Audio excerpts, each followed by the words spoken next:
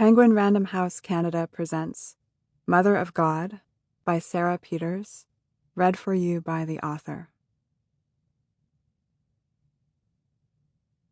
I fulfill it because I contain it. It prevails because it is within me. Frank Bedart, The Second Hour of the Night. Part 1. Like a wave breaking on a rock. Texting, Darlene, Mom. Hi, Mom. Are you still awake? How was your day? Can I bug you? Okay, this is it. I'm so scared. I'm absolutely terrified. The terror begins the second I open my eyes. It's right there sitting on my face. A dead woman sitting on my face. I heave myself out of bed. The terror changes shape and follows me. Abject, obsequious shadow. Like a tiny, sweet, beaten dog. In order for this dog to heal, he needs infusions of spiritual nutrients. I must surrender unto him my soul. I reach the bathroom and the terror is in my belly. The terror is snakes. My undulating belly full of blood and snakes.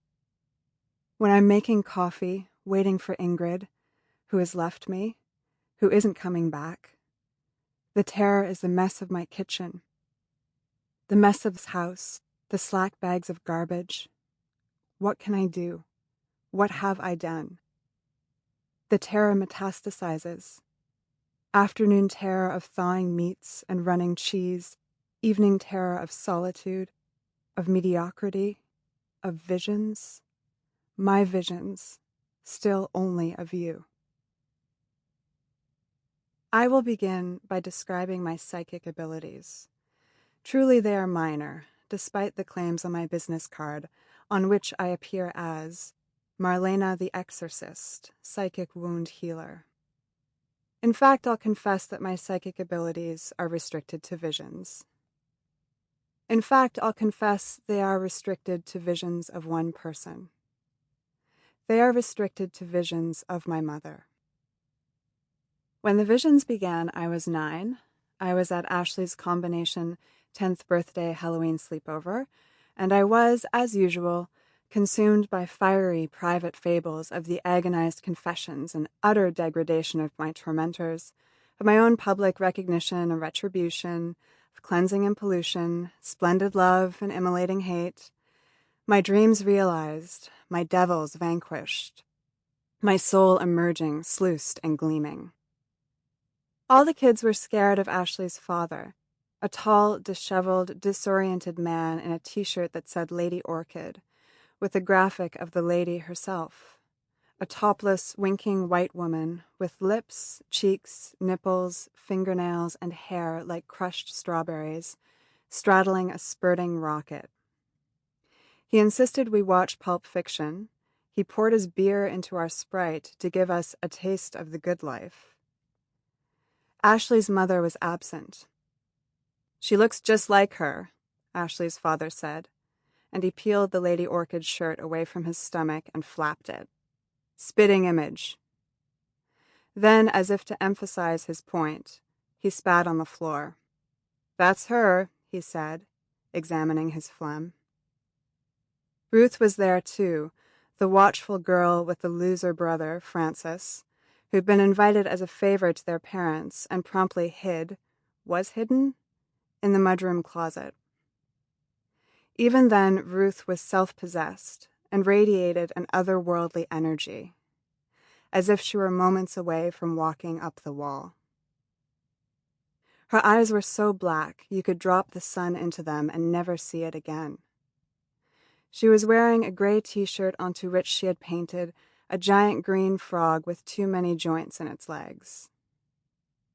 7 girls between 8 and 11 laid out on the basement floor, each drifting off under wallpaper layers of makeup. Necks and collarbones coated in glitter I'd find on my skin for months later. My lipstick mouth drawn over and around my own, engulfing it. So bright and gummy I didn't ruin it by talking.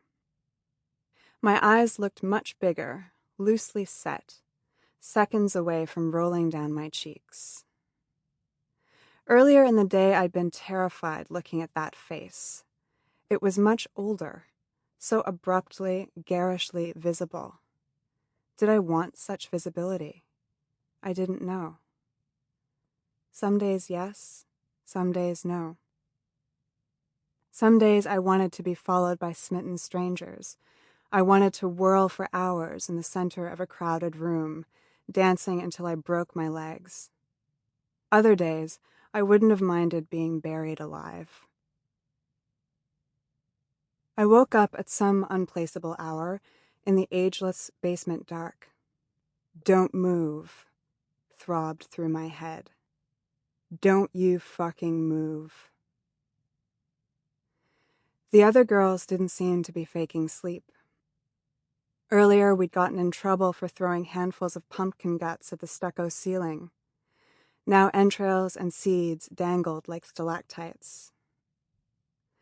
As I lay paralyzed, the TV came on, the screen a single sickly block of color, coating the room in green light like slime. "You've just been slimed," I whispered. At the time, there was a popular show in which people volunteered to have buckets of slime dumped over them. It never seemed so awful a fate. I imagined the slime to be clean, warm, and entirely manufactured from glucose and water and dye. Nothing actually gross about it. Nothing mysterious, interior, human, or bodily. Slime produced by benevolent, hygienic machines, poured through bleach tubes into sanitized buckets. No pain, no infection, no sex. There's a sound like the static between radio dials, and the slime light vanishes.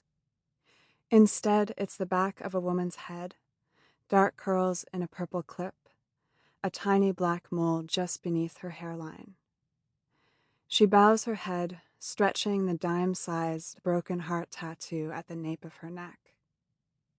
I thrash forward in my sleeping bag until I'm 6 inches from the screen, and I put my thumb on her mole, on my mother's mole, and she still doesn't turn, but her head and hair look friendly. I feel I can talk to her. It's easier when I'm not contending with her eyes, her mouth. I think I can melt her. I've told my mother all my secrets many times, and she said that she wants to hear the full story, but she's so busy. Could I save it? And I've said, but that's all of it. That's the whole story. And she said, yes, honey, but let's just leave it for now, until after my blowout, my coffee, my workout, my nap, my rosary, my trip to town. And then I want to hear every detail. Again, I'd say, but I told you everything. And my mother's eyes would skip to the side, and she'd say in a nursery rhyme voice, soon, my love, soon I'll have time. And she'd flee me so subtly that I nearly wouldn't notice until she was gone. Nonetheless, there I was, trying again in the dark. I told you the full story about Ed. I wouldn't make it up. I know you need love. I know it's number one, but not with him. I want you to have a good life. I want us to have a good life with a father figure. But he doesn't like me.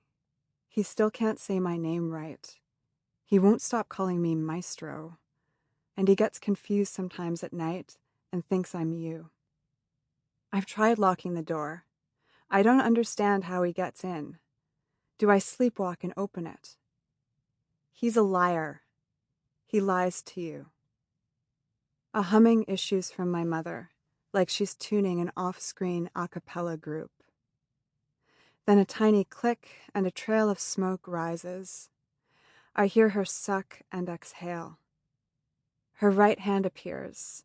She's holding a very long cigarette, maybe 8 inches. Smoke fills up the screen as if it has nowhere else to go. Sample complete. Ready to continue?